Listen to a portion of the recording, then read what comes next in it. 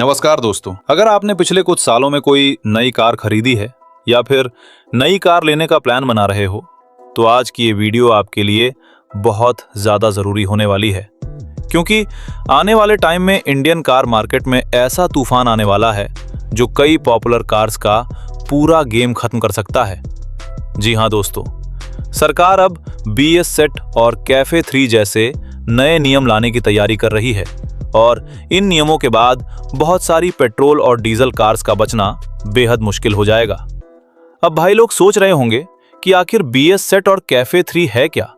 तो आसान भाषा में समझो। पहले कंपनियां सिर्फ लैब टेस्ट पास करके कार बेच देती थीं, लेकिन अब कार को रियल लाइफ में भी कम पोल्यूशन करना पड़ेगा।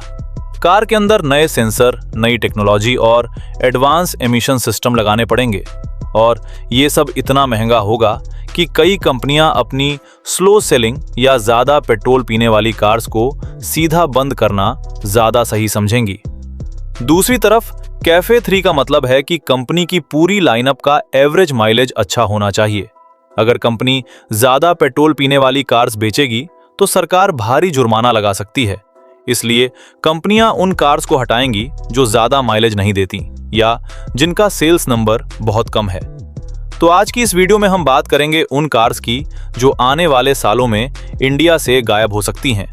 लेकिन दोस्तों, यहाँ किसी कार की बुराई नहीं हो रही। हर कार की अपनी खासियत होती है। हम सिर्फ market trend, sales, mileage, engine, BS set और कैफे 3 के हिसाब से समझने की कोशिश करेंगे कि कौन सी कार का भविष्य खतरे में है। और हाँ, मैं आपको हर कार का engine, petrol diesel variant, mileage, features और कीमत भी बताऊंगा ताकि आपको पूरा आइडिया मिल सके। तो वीडियो को पूरा जरूर देखना, क्योंकि आखिर तक आते आते कुछ ऐसी बड़ी कार्स भी आने वाली हैं जिनका नाम सुनकर आपको सच में झटका लग सकता है। तो भाई लाइक का बटन दबा दो और शुरू करते हैं इस वीडियो बिना ज्यादा टाइम खराब करे। Maruti Suzuki Ignis. दोस्तों, सबसे पहले बात करते हैं मारुति सुजुकी इग्निस की। ये कार इंडिया में एक यूनिक डिजाइन और अर्बन स्टाइल के साथ लॉन्च हुई थी। इसकी कीमत लगभग 5.80 लाख रुपए से शुरू होकर 8.20 लाख रुपए तक जाती है। इसमें 1.2 लीटर का पेट्रोल इंजन मिलता है जो लगभग 83 PS की पावर देता है। माइलेज की बात करें तो पेट्रोल मैनुअल में करीब 20 किलोमीटर प्रति लीटर और AMT में लगभग 20.8 किलोमीटर प्रति लीटर तक का माइलेज देखने को मिल जाता है। डीजल वेरिएंट अब इसमें नहीं आता। फीचर्स की बात करें तो इसमें touch screen infotainment system, Apple CarPlay, Android auto, auto climate control, LED DRLs, push start, rear camera और डुअल एयरबैग्स जैसे फीचर्स मिल जाते हैं। लेकिन असली समस्या इसकी सेल्स है। इग्निस का डिजाइन बहुत लोगों को पसंद आता है, लेकिन बहुत लोग इसे देखकर कंफ्यूज भी हो जाते हैं कि आखिर ये हैचबैक है या SUV। मार्केट में बलेनो, फ्रॉन्क्स और स्विफ्ट जैसी कार्स के बीच इसकी पहचान धीरे धीरे कमजोर होती चली गई। अब BS सेट नियम आने के बाद कंपनी को इसके इंजन में नए सेंसर, एडवांस कैटालिटिक सिस्टम और एमिशन टेक्नोलॉजी लगानी पड़ेगी। और क्योंकि इसकी सेल्स पहले से बहुत कम है, ऐसे में मारुति शायद इस कार पर इतना खर्च करना पसंद ना करे। कैफे 3 के हिसाब से भी कंपनी अब ज्यादा हाई माइलेज और ज्यादा बिकने वाली कार्स पर फोकस करेगी। इसलिए आने वाले समय में इग्निस का भविष्य थोड़ा खतरे में नजर आता है। Maruti Suzuki espresso. अब बात करते हैं मारुति सुजुकी एस्प्रेसो की। भाई साहब, इस कार को माइक्रो SUV कहा गया था और इसका डिजाइन आज भी सड़क पर लोगों का ध्यान खींच लेता है। इसकी कीमत लगभग 4.30 लाख रुपए से शुरू होकर 6.10 लाख रुपए तक जाती है। इसमें 1.0 लीटर पेट्रोल इंजन मिलता है जो करीब 67 PS की पावर देता है। पेट्रोल में ये लगभग 24 किलोमीटर प्रति लीटर तक का माइलेज देती है और CNG वेरिएंट में करीब 32 किलोमीटर प्रति किलोग्राम तक का माइलेज देखने को मिल जाता है। डीजल वेरिएंट इसमें नहीं आता। फीचर्स की बात करें तो इसमें digital instrument cluster, touch screen system, steering controls, front power window, airbags और ABS जैसे फीचर्स मिल जाते हैं। लेकिन दोस्तों, ऑल्टो K10 और सेलेरियो जैसी कार्स के सामने इसकी पोजीशन थोड़ी कमजोर हो चुकी है। कई लोगों को इसका लंबा बॉक्सी डिजाइन पसंद आता है, तो कई लोग इसे बहुत अजीब मानते हैं।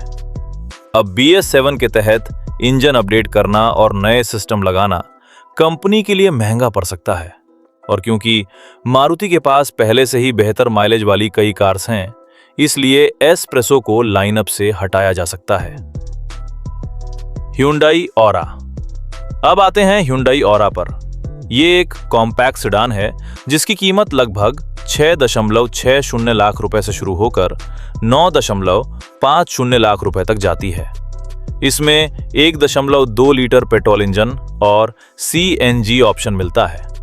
पेट्रोल में ये लगभग 17 से 20 किलोमीटर प्रति लीटर तक माइलेज देती है, जबकि CNG में लगभग 28 किलोमीटर प्रति किलोग्राम तक का माइलेज देखने को मिलता है। डीजल इंजन अब इसमें नहीं मिलता। फीचर्स की बात करें तो इसमें wireless charger, auto AC, touch screen infotainment, rear AC vents, cruise control, push start और कई सेफ्टी फीचर्स मिल जाते हैं। लेकिन समस्या यह है कि भारतीय मार्केट अब तेजी से SUV की तरफ शिफ्ट हो रहा है। डिजायर और टाटा टिगोर जैसी कार्स के बीच ऑरा की सेल्स लगातार कमजोर होती गई। Hyundai आने वाले समय में ज्यादा फोकस SUV और EV पर करने वाली है।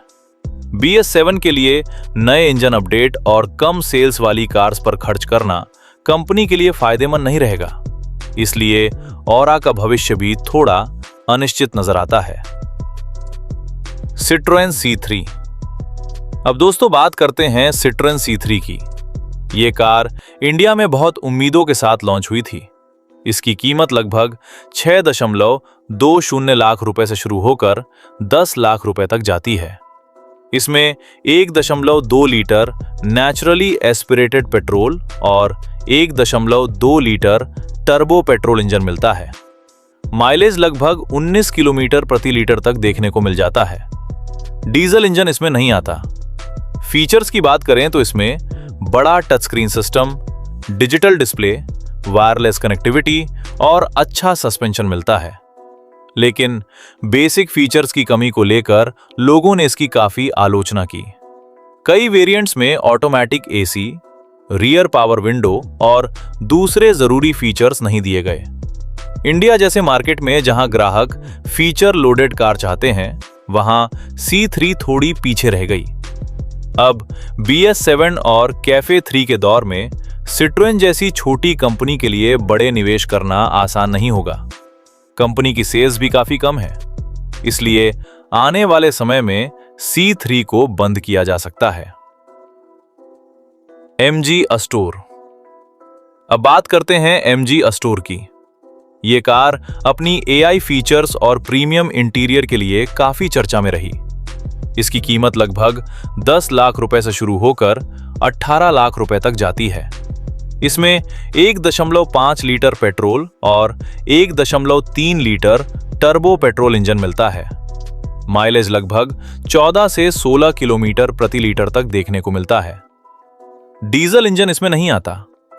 फीचर्स की बात करें तो इसमें panoramic sunroof, ADAS, AI assistant, digital cluster, बड़ा टच स्क्रीन सिस्टम, 360 कैमरा और प्रीमियम इंटीरियर मिलता है।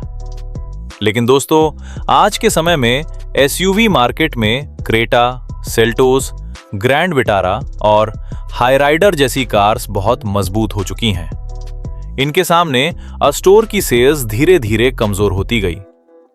BS7 के बाद भारी पेट्रोल इंजन वाली कार्स को अपडेट करना महंगा होगा। MG अब EV और हाइब्रिड टेक्नोलॉजी पर ज्यादा फोकस कर रही है, इसलिए अस्टोर का फ्यूचर थोड़ा रिस्की नजर आता है। Jeep compass.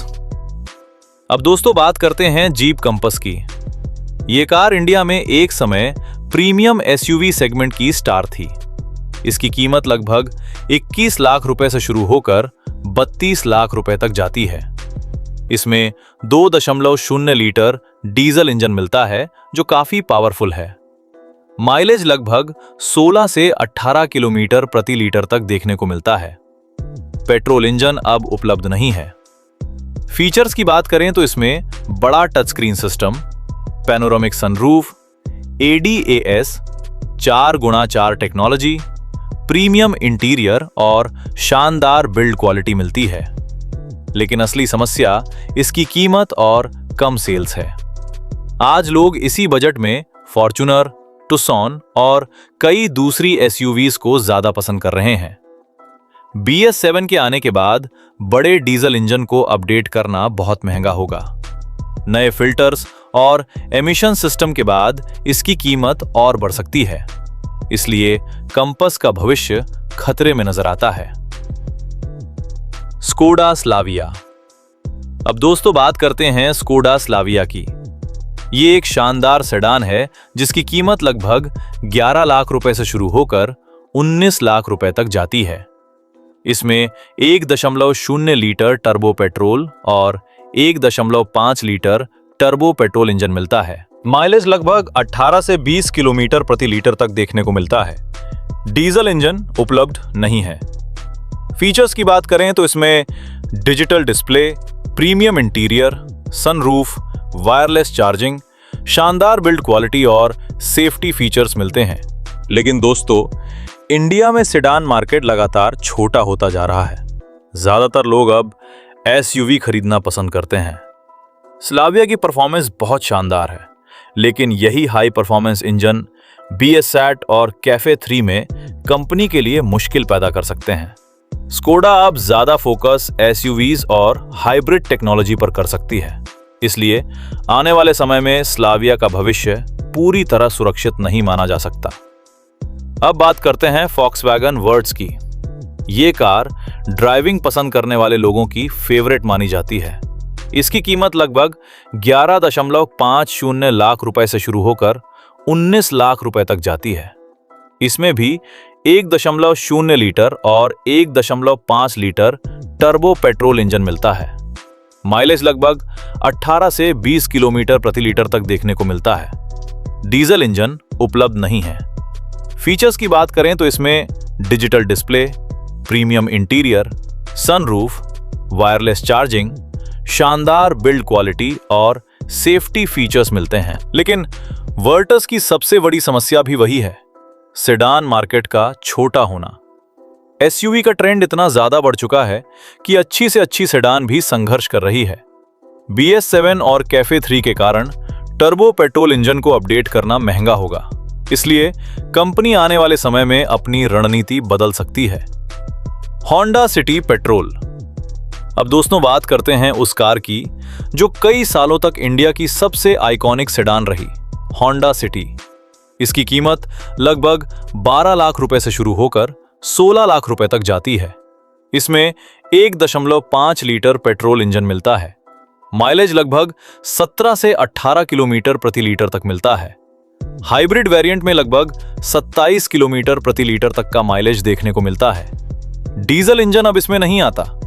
फीचर्स की बात करें तो इसमें ADAS, सनरूफ, प्रीमियम इंटीरियर, बड़ा touch screen system, leather seats और शानदार कंफर्ट मिलता है। लेकिन दोस्तों, एसयूवी के बढ़ते ट्रेंड ने होंडा सिटी की सेल्स को प्रभावित किया है। क्रेटा, सेल्टोस और एलिवेट जैसी एसयूवीज के सामने सेडान मार्केट छोटा हो रहा है। BS7 के बाद नेचुरली एस्पिरेटेड पेट्रोल इंजन को नए नियमों के हिसाब से अपडेट करना महंगा हो सकता है। इसलिए होंडा भविष्य में सिर्फ हाइब्रिड मॉडल्स पर ज्यादा फोकस कर सकती है। Toyota Innova Crysta. और अब बात करते हैं उस कार की जिसे इंडिया में लोग भरोसे का दूसरा नाम मानते हैं, टोयोटा इनोवा क्रिस्टा।